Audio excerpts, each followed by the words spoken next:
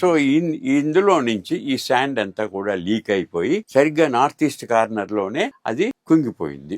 అప్పటి Nizam's director general doctor Yazdani Nizam's director of archaeology, director general of archaeology, ఆయన ఇదంతా study చేసి ఒక రీటైనింగ్ వాల్ కట్టారు. ఆయన సున్నం వాడి రీటైనింగ్ వాల్గా ఫర్దర్ పడిపోకుండా అంటే కొంతవరకు ఆయన ప్రొటెక్ట్ చేశారు. అలాంటి టైప్ ఆఫ్ వర్కే ఆయన రామప్ప టెంపుల్లో కూడా చేశారు. రామప్ప టెంపుల్లో మీరు చూస్తుంటారు పైనుంచి కిందకి కొన్ని ప్రాప్స్ ఉన్నాయన్నమాట.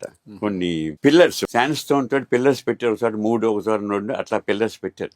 అదంతా కూడా డాక్టర్ యజ్దాని ప్రొటెక్షన్ అనమాట. ఆ పిల్లర్స్ పెట్టకపోతే ఈ పాటికి రామప్ప టెంపుల్ చాలా కొలాప్స్ అయిపోయి ఉండేది.